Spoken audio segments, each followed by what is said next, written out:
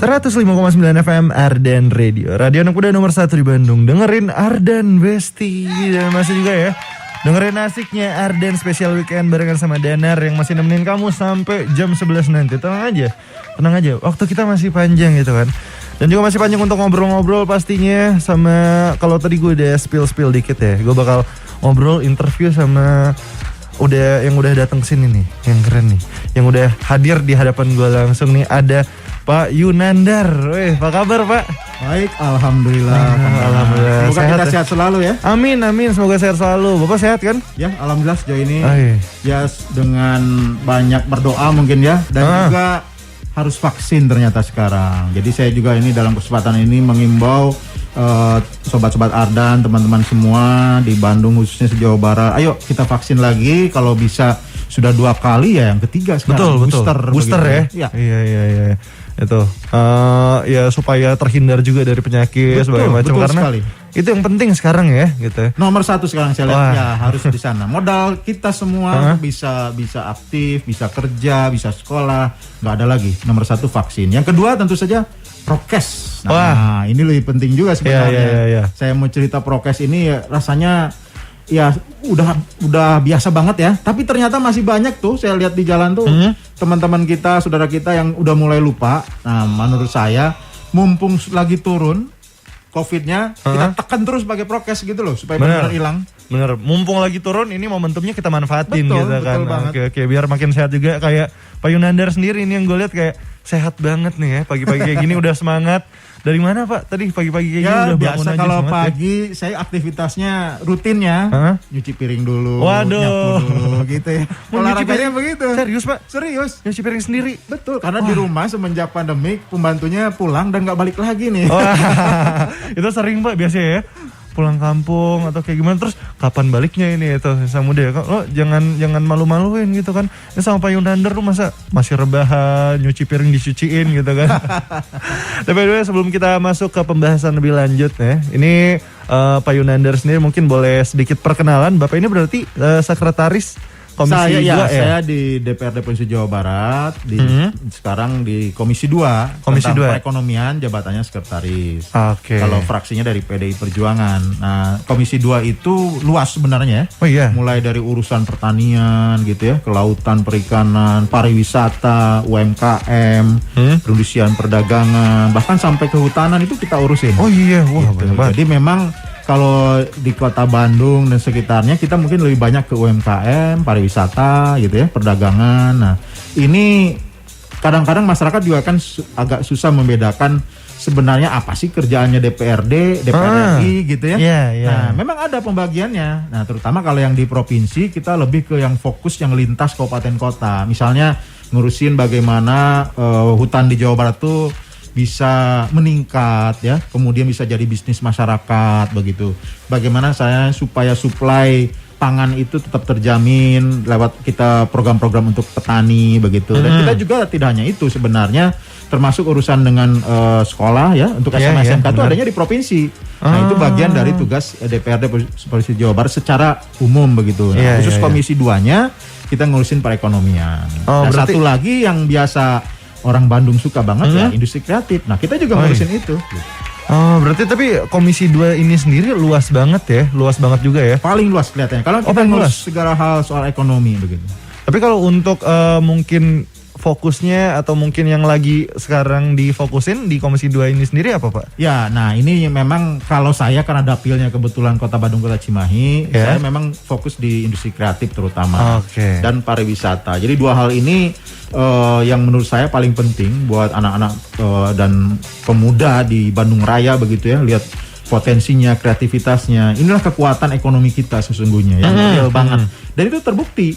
Kalau kita lihat misalnya ekspor produk kreatif Indonesia itu 21% dari Jawa Barat. Bayangkan. Benar. Luar biasa. Kalau sekarang kita mau, kalau teman-teman sempat gitu ya jalan-jalan ke negara-negara maju gitu.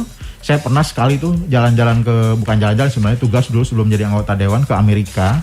Itu beli jersey-nya tim bola basket di sana di salah satu kota di Orlando ya di Amerika. Itu saya bangga banget kan beli, wah ini asli, produk asli begitu. Sampai bawa ke Indonesia saya lihat made in Indonesia. Wah, Sama-sama, saya itu juga pernah gitu kan, kayak ada teman saya yang keluar ke Italia waktu itu. Ada klub favorit saya, kayak, nitip dong jersey originalnya. Oh iya, dibawain. Pas sampai-sampai, made in Indonesia ternyata ya. Makanya kita harus bangga banget tuh. Itu kan semua produk industri kreatif. Iya, benar-benar. Jangan kan jauh-jauh sana, ke Bali aja. Kalau ke pasar Sukawati itu, saya suka ngobrol tuh sama pedagangnya.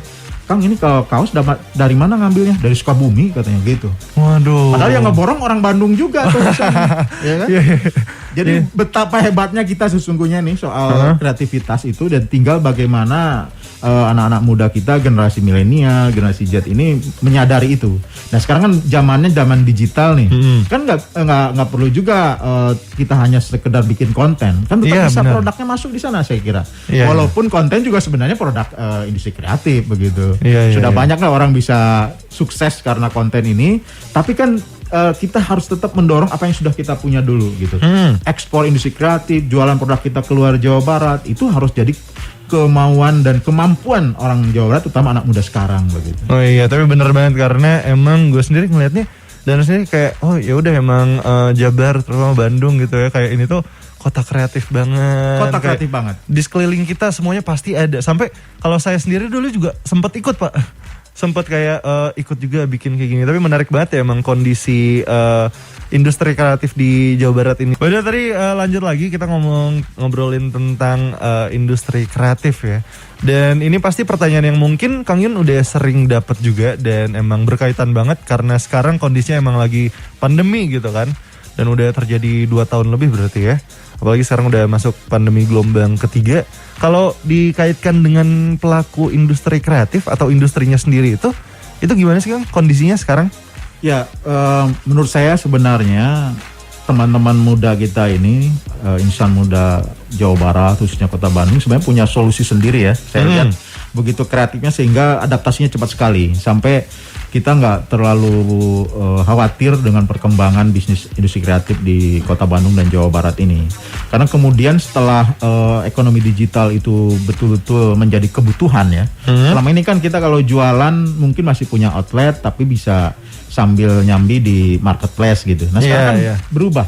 Justru yang utamanya kan di marketplace-nya. Baru kalau masih punya outlet dimungkinkan ya kita buka outletnya. Ini kebanyakan saya lihat ekonomi kreatif begitu ya. Luar biasa adaptasinya terhadap ekonomi digital ini. Nah tentu saja memang hambatan masih tetap ada ya. Dan kami lihat itu kebanyakan masalah pemasaran kalau di awal-awal pandemik itu. Walaupun sekarang sudah membaik, terbukti dari angka perekonomian itu sekarang sudah mulai pulih nih. Oh iya. Jadi pertumbuhan ekonomi sudah positif begitu ya. Kemudian perdagangan sudah mulai berjalan normal, bahkan ekspor pun sudah meningkat pesat begitu. Nah, hambatan penjualan itu sebenarnya kan klasik ya. Di mana-mana pasti orang bisnis yang kita harapkan kan penjualannya tetap stabil atau meningkat begitu. Nah, ini dihadapi 2 kali lipat ketika pandemik ini karena memang masyarakat menahan diri untuk tidak beraktivitas di luar, terutama begitu. Walaupun gitu ya, data-data di marketplace menunjukkan aktivitas di marketplace meningkat pesat. Jadi kan sebenarnya tinggal pindah aja toh sebenarnya, apalagi anak muda gampang lah, sambil mager aja kita bisa posting produk-produk kita gitu ya.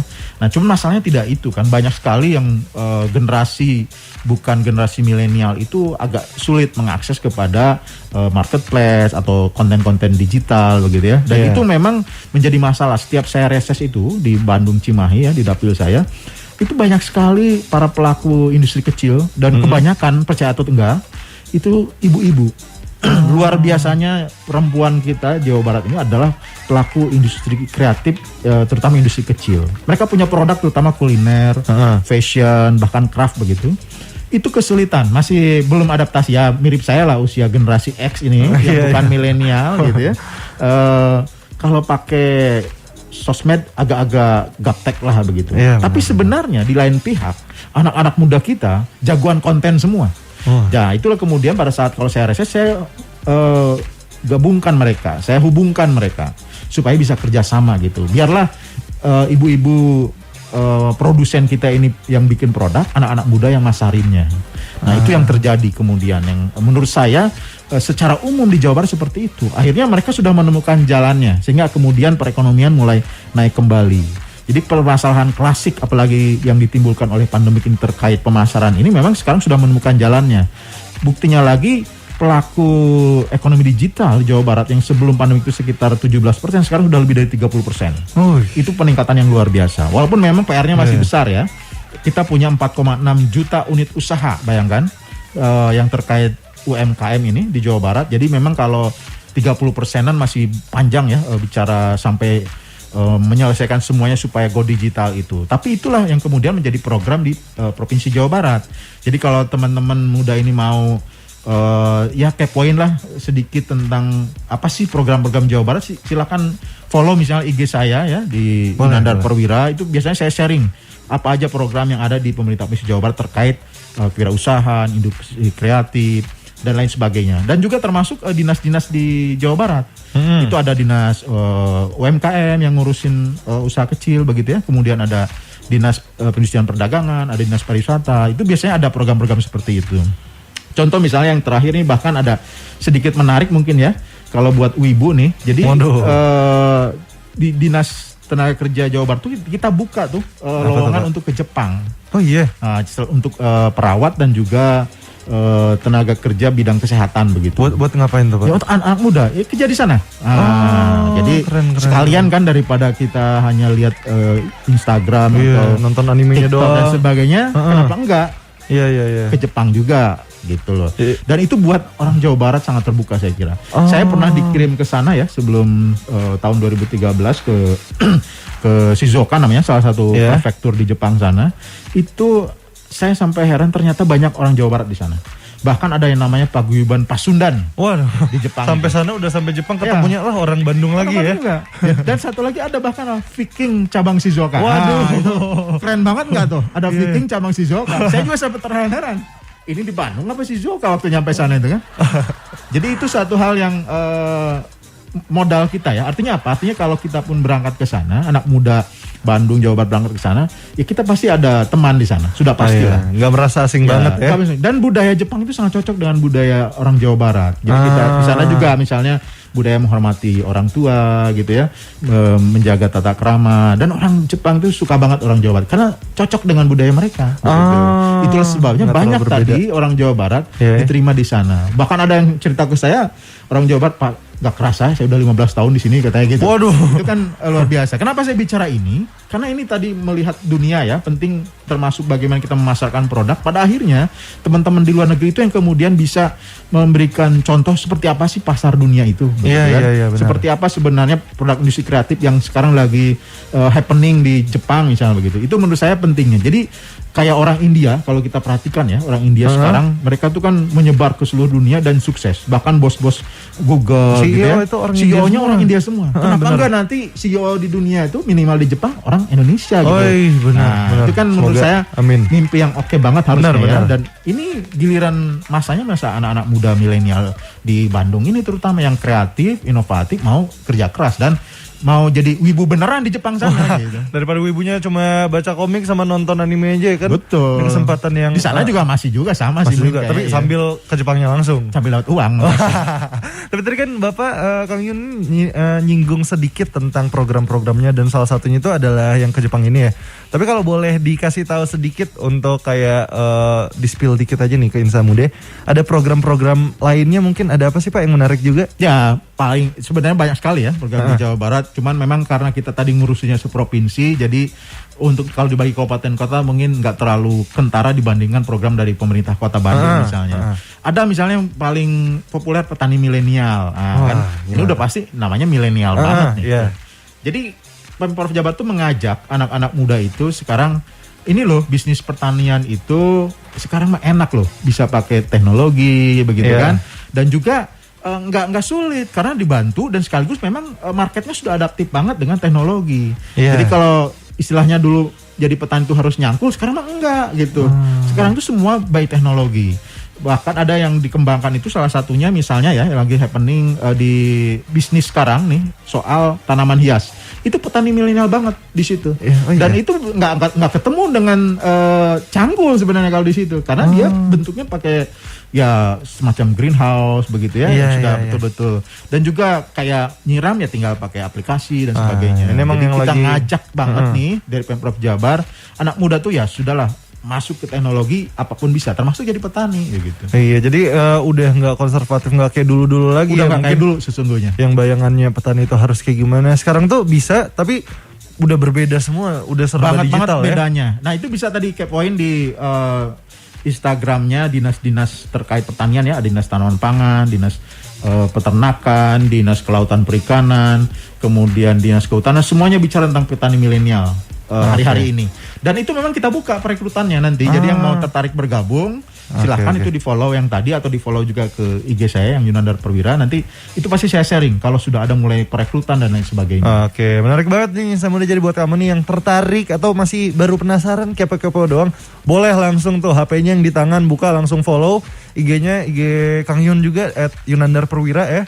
Dan juga tadi IG-nya Dinas Perhutanan, Kehutanan, Dinas Peternakan, Dinas Tanaman Pangan Jawa Barat. Iya, sambil dilihat-lihat juga, sambil kamu lihat kalau misalnya ada pertanyaan boleh juga. Ya, masih semangat so ya. Far so good, so far so good lah ya. Kita harus tetap semangat loh.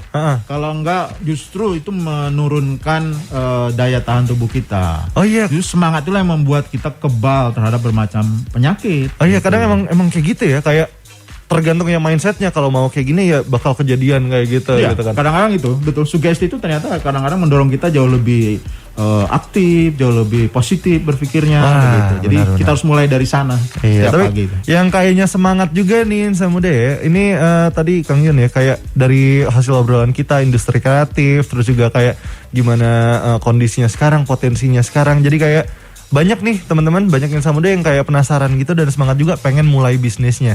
Tapi kalau ngomongin mulai bisnis ini sendiri Pak, gimana sih caranya gitu? Misalnya kalau ada orang Insan Muda gitu yang pengen punya bisnis, tapi misalnya dia nggak punya modal nih. Apakah ada program-program dari mungkin DPRD, dari pemerintah, atau gimana nih Pak caranya? Ya sebenarnya banyak ya sekarang tuh ya. Jadi tidak hanya pemerintah, bahkan marketplace, itu semua juga bikin program bagaimana caranya mengencourage, mencoba memberikan motivasi begitu kepada anak-anak muda untuk memulai bisnis, terutama terkait bisnis di platform ekonomi digital ini. Yang sebenarnya kalau dulu ya zaman saya masih kuliah atau lulus SMA gitu kan, punya usaha tuh mikirnya kita harus nyari tempat dulu gitu ya.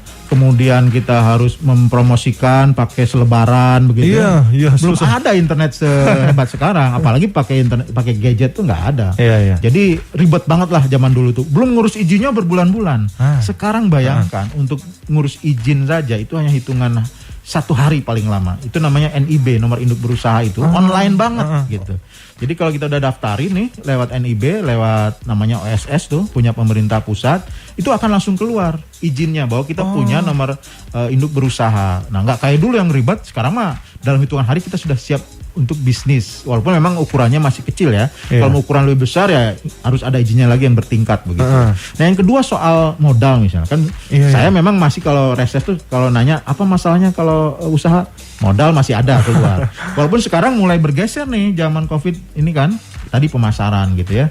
Tapi juga sebenarnya ada sesuatu yang tidak kita sadari bersama, terutama menurut saya ini pengalaman dari cerita-cerita yang teman-teman saya yang bisnis.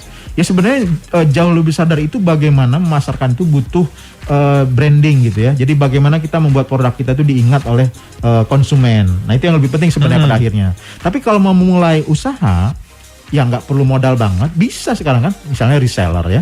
Reseller datang aja misalnya ke salah satu pasar di mana, terus kerjasama sama yang punya produk di situ. Oke Pak, saya yang jual ini, saya minta fotonya aja gitu kan. Nanti kalau ada pesanan saya kasih ke Bapak tolong kirimin ya gitu ya.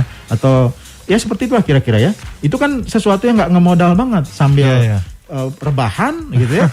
Bisa kita bisnis sekarang. Tapi kan harus bisnis itu harus ada pertumbuhan, harus ada perkembangan, harus ada keberanian melebihi itu. Jadi kita mulai naik kelas dong. Tidak hanya reseller, tapi misalnya jadi dropshipper. Bahkan kalau perlu kita mulai dengan merek kita sendiri, begitu ya.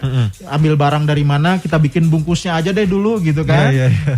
Keripik misalnya tuh di Cimahi ada pusat keripik tuh, ambil keripik dari sana, kita desain sendiri bungkusnya. Branding sendiri. Branding nama kita sendiri kan, keren banget misalnya.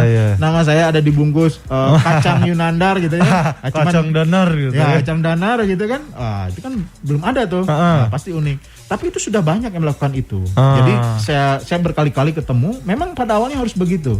Nah, cuman memang kita harus banyak belajar. Kuncinya keberhasilan bisnis itu kata teman-teman saya yang memang para pengusaha itu knowledge pertama. Yang kedua networking. Bagaimana caranya dua itu menjadi modal yang paling lebih penting dibandingkan modal awal berupa uang sekalipun begitu.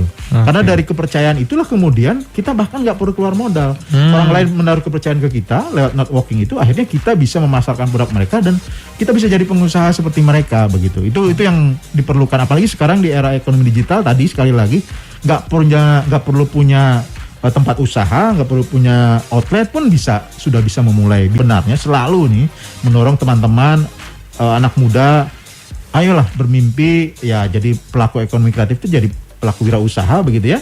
Ya itu sesuatu yang sangat potensial banget. Sekarang jagoan-jagoan konglomerat di Indonesia bahkan sudah mulai anak muda. Lihat aja yang punyanya Gojek, anak muda banget, bahkan jadi menteri. Di usia muda sudah bisnisnya itu mungkin sudah ratusan triliun ya nilai perusahaannya itu. Bahkan ya yang lain-lain sudah mulai ada istilahnya startup itu yang nilai bisnisnya triliun sudah ada dan semuanya anak muda begitu kan. Jadi ini era ekonomi kreatif ini memang era ekonomi digital ini adalah peluang banget untuk anak muda yang memang bisa menguasai dan beradaptasi terhadap gadget, terhadap teknologi informasi, terhadap teknologi internet dengan cepat begitu. Bayangkan dengan orang-orang tua kita yang generasi bahkan di atas saya yang masih punya bisnis kan, mereka pasti lebih sulit untuk beradaptasi dengan aplikasi-aplikasi yang baru begitu. Sekarang kan banyak sekali aplikasi internet mobile itu yang bisa kita gunakan untuk bisnis yang untuk mendukung kayak gimana bisnis kita. Bahkan mereka memang bisnisnya adalah membuat aplikasi. Banyak juga anak muda semua gitu ya. Jadi kalau mau kesempatan, mau kaya, mau berhasil, mau sukses dalam bisnis sekarang ini pada saat masih muda, karena sekarang yang sukses adalah anak muda. Dan memang sekarang waktunya dimana kesempatan emang sangat terbuka dan juga sangat berpotensi banget ya, berpotensi sekali. Tapi kalau misalnya nih dari Kang Yun nih mungkin ada yang pengen disampaikan gak sih kayak untuk teman-teman yang mungkin tertarik atau untuk industri kreatif ini secara kalau programnya banyak ya di Jawa Barat itu sebenarnya ada yang paling terkenal sekarang punyanya Kreasi Jabar. Kreasi Jabar itu isinya sebenarnya bukan PNS ya, bukan ASN, tapi anak-anak muda kreatif di sana dan memang ada langsung kelembagaannya tuh di bawah Gubernur Jawa Barat. Jadi kalau mau bergabung bisa di sana tuh mereka buka program magang biasanya, kemudian juga mereka punya portal e-commerce sendiri namanya borongdong.id. Nah, itu tuh buat yang pelaku-pelaku UMKM yang punya produk masih takut-takut masuk marketplace, masuk sana aja. Karena di sana juga nanti dibimbing di borongdong.id ini untuk belajar bagaimana menjadi atau membuat produk yang laku di pasaran begitu. Itu betul-betul program pemerintah Jawa Barat dan disupport oleh Bank BJB di sana. Jadi masalah permodalan juga nanti ada kerjasama dengan Bank BJB. Jadi modalnya sekarang mau aja lah gitu menurut saya ya. Dan banyak lagi ada di Dinas Koperasi Usaha Kecil misalnya ada namanya program UMKM Juara begitu ya. Itu juga bagi orang-orang yang sudah punya usaha tapi pengen meningkatkan kemampuan usahanya, misalnya manajerialnya, pemasarannya begitu ya, brandingnya, itu ikut program itu. Nah tadi kepoin aja tuh si IG-nya ya di Dinas KUK Jawa Barat. Namanya itu begitu, Dinas KUK Koperasi Usaha Kecil. Langsung aja tuh sambil kamu follow, kamu lihat-lihat, kamu kepoin nih buat yang mau mulai-mulai karena pastinya di situ semua udah lengkap. Dan untuk Kang Yun nih terakhir nih kan kalau ngomongin tentang ekonomi, tentang industri kreatif, ya banyak banget pengaruh yang bisa mempengaruhi hal itu kan. Tapi kayak kalau ngelihat kondisi sekarang nih, kan yang lagi anget banget, yang lagi rame nih, ada perang nih antara Rusia sama Ukraina. Ada nggak sih dampaknya buat industri kreatif sendiri atau buat ekonomi Indonesia ini? Karena kalau dari yang Danar lihat bahkan itu tuh ada yang bilang ngaruh ke harga mie ayam yang katanya naik harganya ya. Padahal mie ayam kan ekonomi kreatif banget ya. Gitu. Karena kan macam-macam banget tuh mie ayam tuh. Udah ada mie ayam keju lah gitu ya. Itu kan bagian dari industri kreatif kita. Dan yang betul, perang di Ukraina dan Rusia ini ya sekarang akan dalam waktu dekat ini tidak akan lama lagi. Pertama akan berdampak kepada harga bahan bakar ya. Sekarang harga minyak dunia sudah lebih dari $100 per barel, yang sebelum perang tuh masih di kisaran 60 sampai 70 ya. Sekarang sudah mendadak langsung jadi $100. Jadi itu pasti kemungkinan ini yang biasa naik motor pakai Pertamax pasti ganti Pertalite ntar lagi gitu. Karena ntar nggak cukup duitnya. Nggak cukup uangnya pasti, saya yakin. Yang kedua memang kita itu dengan Ukraina punya hubungan bisnis ekspor impor, terutama impor ini gandum ya, terigu ya. Dan itu kan sesuatu yang pengaruh banget ke semua produk kuliner kita gitu. Mulai dari roti, mie begitu ya, banyak lagi lah yang memang gorengan apalagi juga masuk tuh di situ kategorinya. Jadi pasti ini kan sesuatu yang sifatnya global sebenarnya kalau di dunia sekarang semua terdampak ketika ada satu kejadian di satu wilayah ya. Ini harga-harga akan naik. Nah, ini kan harus kreatif lah kita. Gimana aja. Saya lihat memang pedagang gorengan di sekitar rumah saya juga udah mulai kreatif. Dikurangi tuh bentuknya gitu ya. Jadi mulai tadinya agak besar jadi mulai ujungnya dipotong gitu. Harus gitu ya, harus begitu mengikuti supaya harganya nggak naik dari 1.000 jadi 1.500 supaya pembelinya. Tetap. Jadi memang kreativitas masih ada. Walaupun juga kreativitas yang lain harus dibutuhkan. Misalnya bagaimana kita mencari bahan penggantinya. Nah, ini harus sama-sama, tidak hanya pemerintah tapi juga masyarakat. Idenya gimana sih supaya kita nggak tergantung dengan impor ini ya? Karena impornya itu besar sekali. Dari Ukraina saja untuk gandum itu sampai $600 juta.